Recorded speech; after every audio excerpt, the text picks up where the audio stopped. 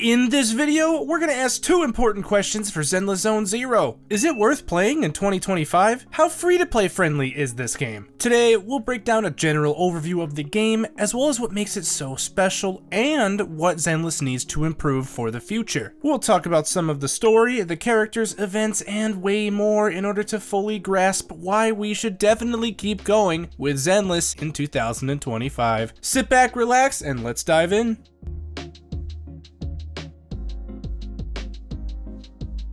As a little disclaimer, this video is going to be a little bit more aimed at newer players or people who want to get into Zenless, although I'll still try to include some deeper level information that may be useful to anyone. But let's get started with the story. Welcome to New Eridu, home of an urban landscape where you will interact with a charming world as either Wise or the much better option, Bell. And yes, of course we love the Bell supremacy here. In the world, you are known as Phaethon, a proxy which is someone who navigates individuals through the Dastardly Hollows. This main story follows the activities of our brother and sister team as they traverse these hollows while trying to figure out some truths about their clouded past. As you progress through the chapters, you'll meet plenty of challenges, as well as amazing characters. Bellabog Heavy Industries, who has one of my favorite characters, Mr. Ben Beeger. And yes, you do have to say it that way, because he's so cool. Victoria Housekeeping Company, the Sons of Caledon, Cutting Hairs, and more await you in your adventure. Story-wise, now is the perfect time to pick up Zenless actually. As of Miyabi's patch 1.4,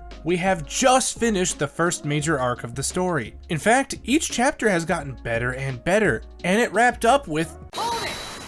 Of course, there will be no spoilers here, so you can enjoy the story at your own pace. There's still loads to be discovered in the world of Zenless Zone Zero, and we just got Astra Yao, our beloved singer character. Evelyn, who is her fiery waifu bodyguard, will come out a little bit later in the patch. But even so, her special episode was probably my favorite chapter so far. This leads us to one of the best parts of the entire game, the characters. Agents are broken down by element and role. For elements, they can be ice, fire, ether, electric, physical, and our one frost unit. Role-wise, there's 5 classes: attack, support, stun, defense, and anomaly. Attack units are exactly what the name implies, full-on DPS excelling at high damage levels. Stun units are usually some of their best friends and provide a lot of daze on the enemy, which will ultimately stun them. Support units are overall insanely good, specializing in buffing allies and even healing with Astra Yao. Defense is currently probably the weakest class, but still provides big beefy shields to hide behind overall. Anomaly, on the other hand, is by far our current best class and features attribute anomalies, which are basically very strong debuffs and high damage to enemies. Luckily, in Zenless Zone Zero, every single unit is actually completely viable for endgame content. With the right team synergy, you really can just play and pull for whoever you want. Even our drill arm bro, Anton. Over the last few patches, we have actually seen drastic meta changes as well, so endgame for all the more in-depth players out there will not get stale. Originally, we had an attack agent focused meta, with Ellen and Zhu Yuan releasing. They reigned supreme with their trifecta team comps, 1 attack, 1 stun, and 1 support. However, more recently this has shifted greatly towards anomaly ever since Jane Doe. You know, my rat waifu. The last few patches featured a lot of focus on this class, with Hashimi Miyabi currently being the strongest unit in the game. Although, we'll probably see this meta shift again soon, especially with Astra Yao just releasing and Evelyn coming up next. Now let's talk about the different gameplay modes in Zenless. Luckily, these are also really enjoyable. While doing the story, you'll first encounter the TV game mode, where you traverse as Eos, our Bangbu for the legendary proxy. Admittedly, while I personally do enjoy this mode, there are some general concerns for it. It's definitely not as enjoyable as the combat, which we'll talk about in a second. But the developers of Zenless are actually listening to community feedback and have significantly lowered the amount of this TV gameplay. In fact, as of this newest patch and going forward, while the TV mode is still accessible for those who want it, it is being co-released with that new platformer game mode featuring Eos we saw during the event.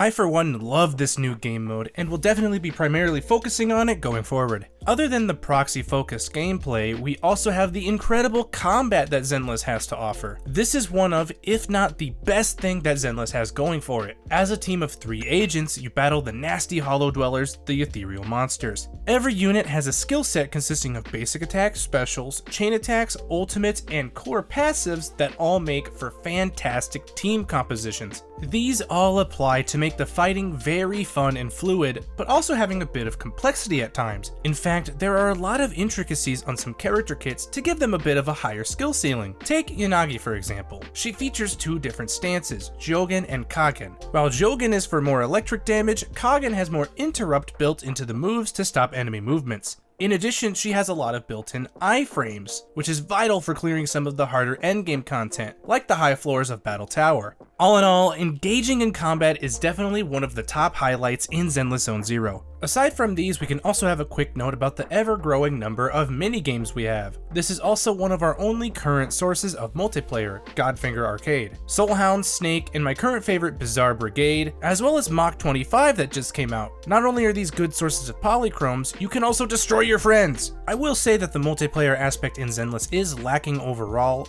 and hopefully we get ton more different sources of it, like perhaps even an idle world. Now we can talk about what to strive for once you hit that advanced level, the Endgame! There are currently 3 main endgame modes, Shiyu Defense, Deadly Assault, and Battle Tower. All of these modes will require 2 or 3 strong teams in order to clear, with Deadly Assault and Shiyu Defense on a rotating seasonal clock with each other. Shiyu Defense critical node is 7 missions where you have to kill waves of enemies with no deaths in a certain amount of time. These nodes will feature an overall strong buff to damage, anomaly buildup, stats, or more, depending on what cycle we're on. Deadly Assault is quite similar to Apocalyptic Shadow, for all you Honkai Star Rail players out there. There are 3 total bosses, and you only need to collect 6 of a total 9 stars for the max polychrome reward. These bosses are slight variants of ones we see throughout the story, with different abilities, attacks, and attributes. These bosses have infinite HP, so it's mainly just a huge damage check to see how many points you can acquire, up to 40k per boss. Last is the high levels of Battle Tower, and those get hard. I mean, like, they literally feel Dark Souls after a while. This tower cycles through different bosses, which will be just like how they are in the story, but a lot tougher. Now let's dive into how fair and free-to-play friendly Zenless is, starting with the gacha system. Also remember that any of the characters in Zenless can clear the content with the right team synergies, although obviously the limited characters will be way better. Overall, I think the gacha system in Zenless is pretty well made compared to some other gachas out there. When first starting the game, you get a free S rank within 50 pulls on the standard banner. Other than this, the main limited banner has a 50-50 chance when you roll an S rank. This means that when you roll an S character, you'll either get 50% of the limited or 50% to get one of the standard characters. This seems to be the general norm of gacha games, and at least for all Hoyoverse games. W engines share the same idea, but with a 75-25% difference instead. If you're like me and you fail every 50-50 on either banner, your next S rank roll is guaranteed to be whatever S rank limited character is on at the time, and these carry over between the same kind of banner. In other words, let's take my next fiery waifu, Evelyn, for example. If you fail the 50-50 on her banner, and time goes on to the next patch, you are guaranteed the S rank next time you roll that chance. Although by you hitting that subscribe button on this channel right now, you are guaranteed to have at least a 0.001% gacha luck increase. Anyway, soft pity on these banners start taking place around 74-ish pulls. Every pull after that starts generally increasing the odds, so you shouldn't ever get to the maximum 90 pulls. What's really cool about Zenless though, compared to the other Hoyoverse games even, there are a ton of polychromes each patch, which we're going to discuss right now. Because each patch gives so many rewards and tons of different events, Zenless is actually very free-to-play friendly in my opinion. We already discussed how any character can clear the content with the right teams, and units are actually fairly safe from that dreaded power creep. As for sources of these polychromes, there's lots of freebies and extra goodies. I mean, even last patch we just got a free S-rank character who's currently our best attack unit until Evelyn comes out, Mr. Harumasa. The big bulk of your polychromes will come from the story and other side missions, but there's also the 2 endgame rotating modes giving that huge chunk. Remember that Shiyu and Deadly Assault will rotate with each other, but both give a substantial amount of polychromes. Every patch we also get a number of free pulls, usually 10 from the daily login, although in 1.5 we actually got 24. Additionally, every month the shops will reset, giving you a total of 5 limited pulls and 5 standard banner pulls that you can get with the extra currencies. Ultimately, with all of the big events Zenless runs constantly, plus the freebies, even free-to-play players have a good chance of getting characters they want each patch, especially with not only the content you can see on this channel, but the drip marketing and showcases from Zenless themselves. You can easily plan for what characters you want the most. For example, my alt account started around Ching Yi's time and is already able to clear all of the endgame content with no trouble. Now let's finish off with a couple more reasons outside of game that you should be playing Zenless, and then talk about what are some things they have to improve on. First, the Zenless developers are actually listening to community feedback. My primary example for this is something I've personally reported since closed beta 3 when I joined. I alluded to it earlier, but specifically the TV mode gameplay. In CBT 3, this was a lot more widespread than currently, and while I still enjoyed it,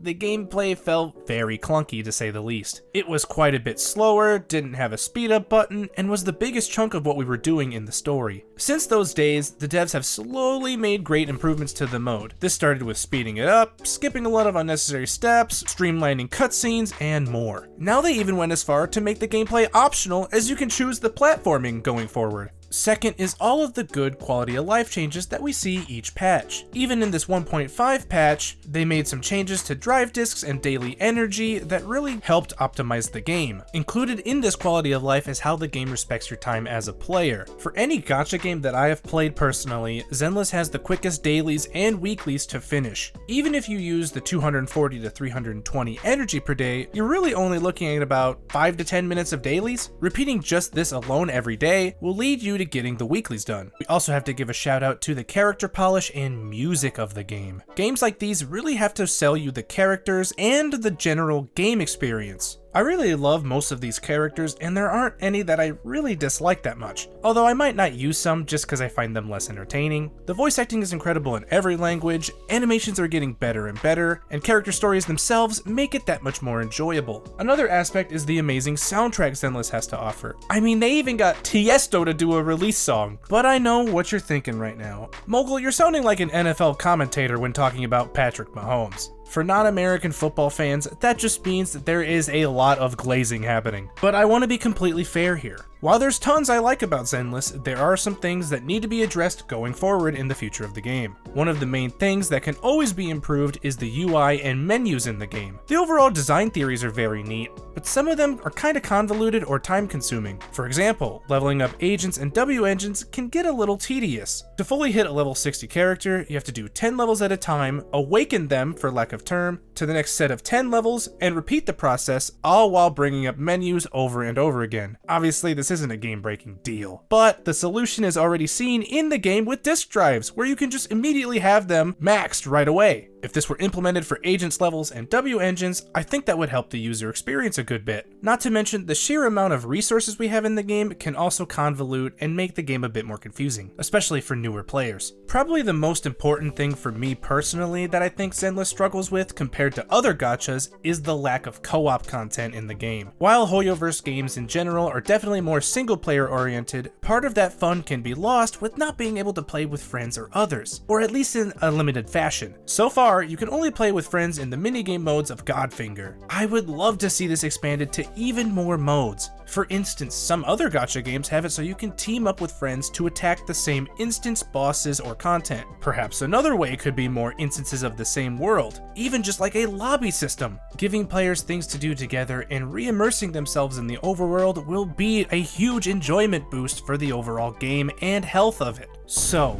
should you play Zenless Zone Zero in 2025? Even from a free-to-play perspective? If you ask me, the answer is overall emphatically yes. There is just so much good going for Zenless, and while there is some things that need to be improved, the game is very enjoyable. The characters and all of their polish becomes better and better, the story is increasingly getting more interesting, and the gameplay is extremely rewarding. But let me know what you think of Zenless in the comments below. I would love to hear from all of you, and I can't wait to discuss the game further. If you are new to the game, please don't hesitate to ask any questions either. Also, make sure to like the video if you enjoyed it, and subscribe for more Zenless Zone Zero. With the release of Evelyn coming soon, you know my early access guides are going to be released soon too. You're not going to want to miss those, but in the meantime, thank you very much for watching, and bye for now.